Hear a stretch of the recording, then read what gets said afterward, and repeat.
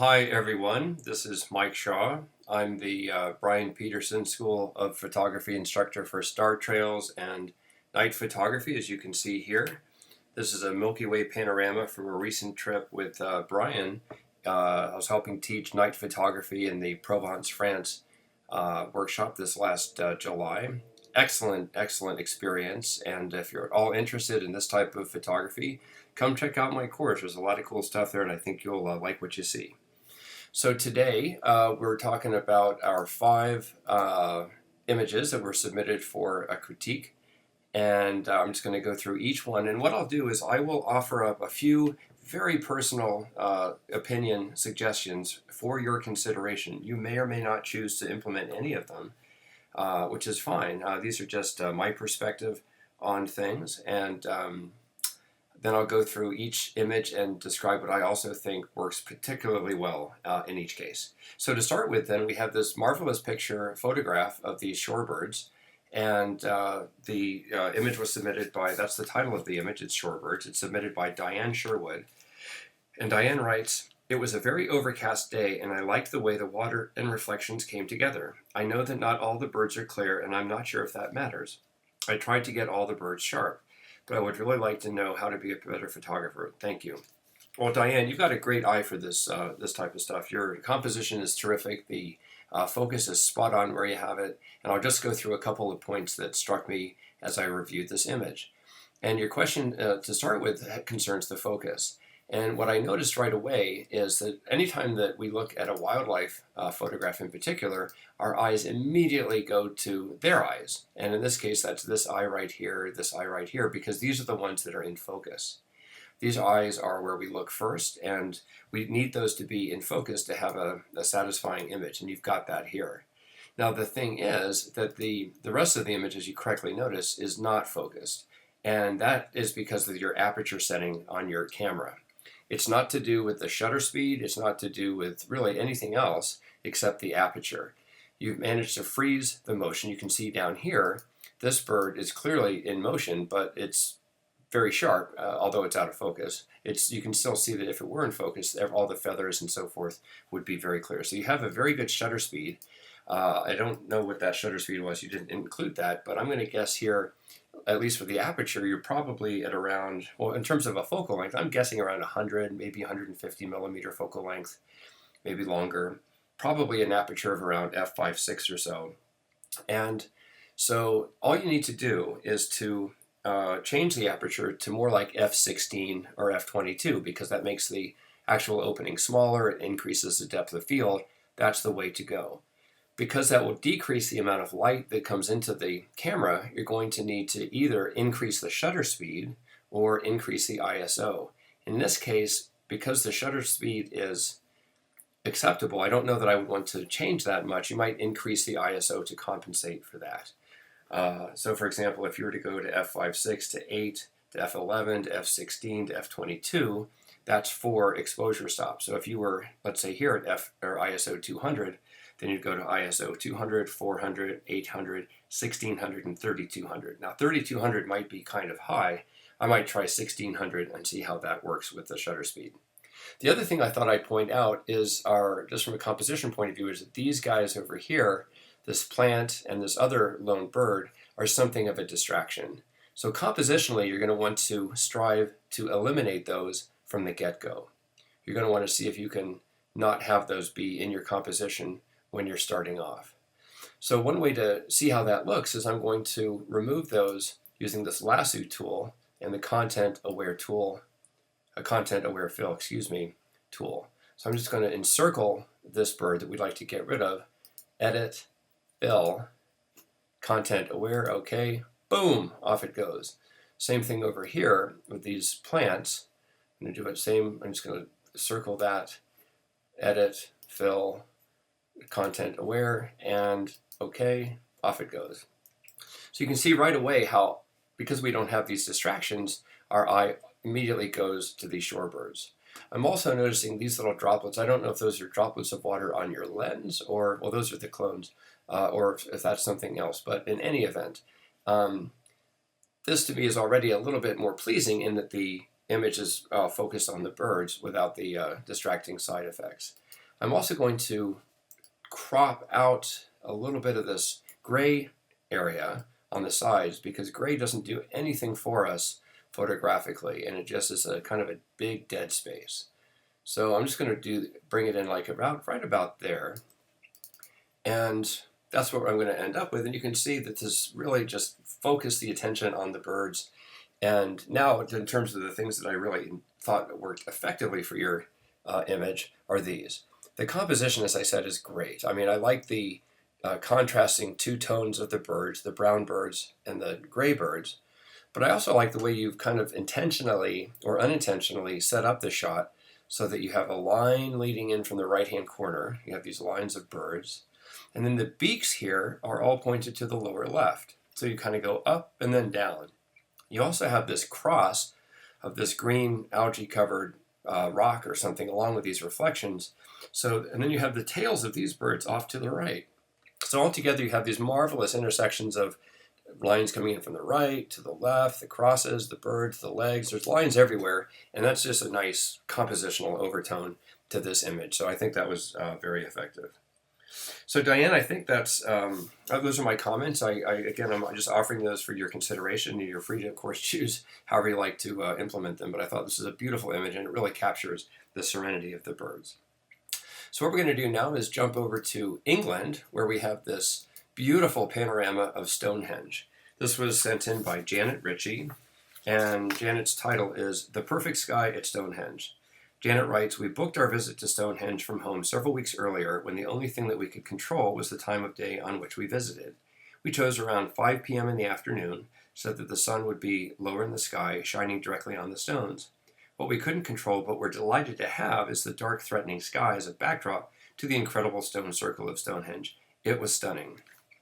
Agreed. Janet, this is a beautiful shot. I love the panorama. I love the subject of Stonehenge. This is a gorgeous illustration of the power and the impact and the ruggedness and the timelessness of these stones in this set amongst this flat, empty field with the sky overhead to just provide this beautiful contrasting backdrop. So I'll go through a couple very minor points I thought you might consider considering, and then go through the points that I thought were effective. So the first thing, of course, are the people that are scattered about the foreground, and they're inevitably present in shots such as these, and here are a couple ways to consider removing them or eliminating them in the first place. The first trick is to use a 10-stop neutral density filter on the front of your lens, and what that would do is as these people mill about and change positions over let's say a 10-second exposure, or even 20-second exposure, because they're moving, they don't really register on the image, and they essentially disappear. The downside to that, of course, is that so would the detail in the clouds, and this is a key part of this image, so I don't think that technique would be the one that I would choose to use. A second technique would be to keep your tripod in the same position and then take a dozen or so shots in quick succession. Well, not maybe so quick, because what you'd like to do is to have these groups of people move, and then you can just mask and blend in the background once they've moved, and then eliminate them in that fashion. The third and final way is to do this in post, essentially the same way that we accomplished this with the previous example with the shorebirds, and that's by using this lasso tool to select this region, edit, fill, content aware, click, they're gone. Same thing over here with this group of people, circle them, edit, fill, boom, they're gone. And you can do this all throughout this image, and in some cases it works, in some cases it doesn't work so well. Let's see how this works. Not so great. We got a little bit of the patch of this grass, but in any event, you can see the general drift of things. We'll keep that as is. The other thing I thought I would suggest for your consideration is to decrease some of these blank spaces on either side of your image. Because while they're there, and I know from experience how satisfying it is to get a successful panorama, by removing them, they don't really add, there's nothing in them that adds much. And this brings the attention of the viewer right into the stones. And you've done a beautiful job of setting them proportionately. You have 2/3 sky, 1/3 foreground. The stones are right at the third intersection. Beautifully done. The exposure settings are excellent. You've got the dark, deep tones of the sky along with the white tones of the white tones of the stones, and they look very natural. Wouldn't change a thing there, Janet. So great job. Thanks for sending that one in. So what we're going to do now is to jump over to a different part of the still northern hemisphere, and we're going to go to some fireworks that were sent, a photograph of fireworks that were sent in by Elida Gilmore. And Elida, I hope I pronounced your name correctly. Apologize if I don't. Elida writes, Ellison Park in Calgary, Alberta, is the site of the annual Global Fest fireworks competition. This year features presentations produced by world-class pyromusical artists hailing from Brazil, Chile, Mexico, and the United States, culminating with Global Fest's own, Canada, spectacular finale presentation. This image was shot with a Nikon D800 and a 28 to 300 millimeter lens on a tripod, pre-focused on the trees across the 20-hectare storm water retention pond. After reading several posts on shooting fireworks, including one I copied from BPSOP's website in 2010, I chose a focal length of 28 millimeters, an ISO of 100, an aperture of f11, an exposure of 4 seconds, and a remote shutter release. I added some tonal contrast and sharpening in Photoshop. This was my first attempt to shoot fireworks, and it was very exciting. Wow. The remote shutter release made it very easy to enjoy the show while shooting the images. Tonight's show will be presented by Chile. I plan to use my 14 to 24 millimeter wide-angle lens in portrait orientation to hopefully capture more height and reflections. I'm also going to use the remote interval shooting feature. Time-lapse video of fireworks might be cool. Well, Elida, boy, I tell you, I don't really have a whole lot to suggest here. This is a beautiful image. I'll do my best to make a couple of very minor suggestions, but I think this image is it's just one of those ones where it's just stands on its own merit. So the only thing I can really think of is to perhaps bump up the overall exposure of the fireworks and perhaps work on increasing the intensity of the reflections in the water. And to do so, what I'm going to do is to go ahead and create a duplicate layer. This is a technique that can be used for a variety of different editing approaches. And what you all can see here I've done is I've just converted the background into a layer and then made a duplicate. So now I have 2 duplicate layers. I'm going to turn off the visibility of the top layer, and then with the bottom layer selected, with the camera raw filter, I'm simply going to increase the exposure a little bit. Let's see what we can do with that. Okay, that looks good. I might increase the clarity. Down here you can see this. And by the way, I'm looking mostly at the reflection because that's the area I'd really like to emphasize. So you can see what the clarity does to the foreground reflection. So I'm going to put that about there. And then under this FX menu right over here, there's a dehaze command, which I'm also going to just bump up a smidge and pretty much leave it at that. So now what we have, I'm going to click OK, is we have the top layer, which is so, and the bottom layer, which is, oops, if I turn off the top layer, and I can just look at the bottom layer, this is what I see. Now what I want to do is to turn the top layer back on, highlight it, add a layer mask, and then go over with my brush tool, set to black, and my opacity set to probably around, I don't know, 15% or so. Just slowly start to bring in the foreground, and especially these reflections, using this brush tool, because this is the part that I really want to emphasize. And I'm just doing a combination of clicking and painting with my brush tool. And the nice thing about having this low opacity is it's a very gentle, gradual effect. I might do a few up here in the main fireworks to bring those out as well. Highlight spots. Perhaps you can hear me clicking frantically in the background. This is a common thing. And if I turn off the background layer, you can see these are the holes that I made in the image, and actually you can see that I've actually punched a pretty good hole in the main fireworks as well as in the reflections. So I may actually do a little bit more and get rid of a little bit more. So I really want to bring out the reflections as so. Turn the background layer back on, turn off the top layer, and I've eliminated these other regions from the bottom layer, and I've really kept the focus on the main fireworks and the reflection. So that's just a technique I'm throwing out there for your consideration. What I thought really worked well here, Elida, is the exposure settings were spot on. The 4-second shutter speed did capture enough of the fireworks to keep the detail in these plumes, but then also give a little bit of blurriness to give a sense of motion without losing the reflections in the foreground. You mentioned a time-lapse opportunity. Absolutely, I would use the interval timer. You can sometimes actually blend in, if there was a later fireworks over here, you could blend that in using the same technique. So definitely encourage you to explore that. I like how you managed to produce a continuous black border all the way around. And if you do use the 14 to 24 millimeter lens, you'll see more of the same. So great job with that, Elida. Thanks for sending that in. It's a very, very nice image. And by the way, I think that would look beautiful printed on a metal format, so a metal print of some type.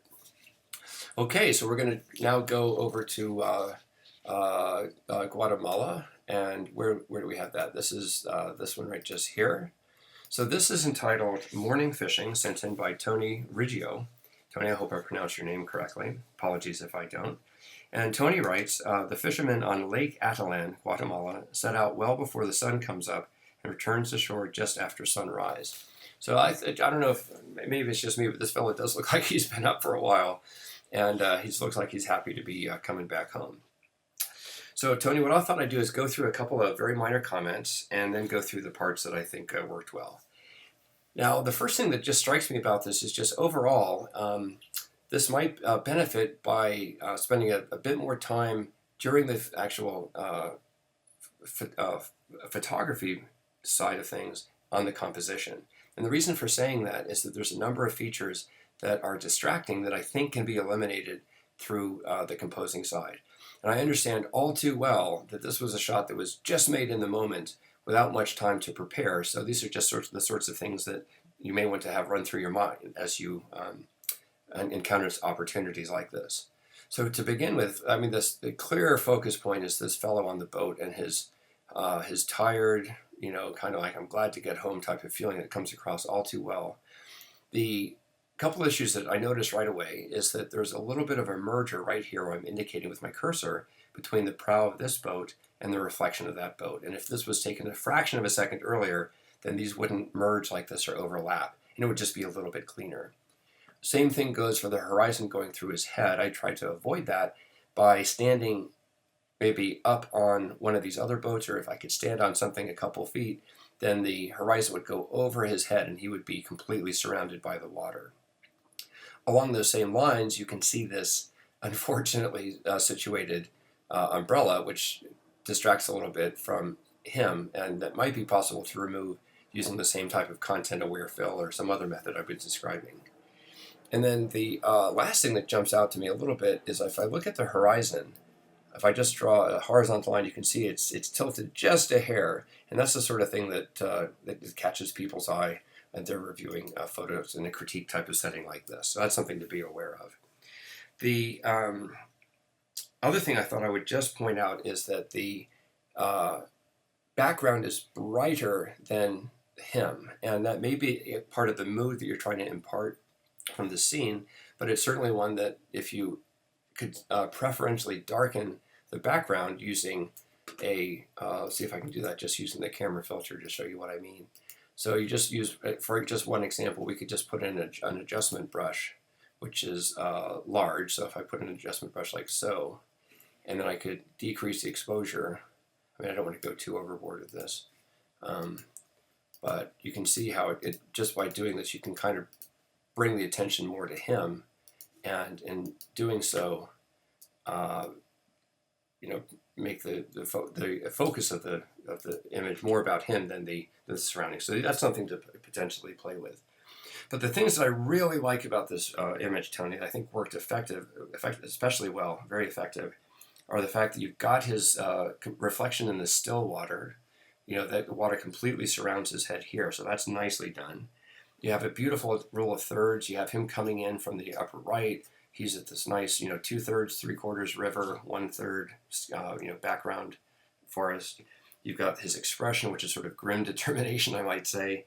You've got his oar positioned, his muscles in his arms are very clear. So this is a real vibrant, strong image that, in my mind, is one of the most difficult ones to capture because you're seizing it in the moment.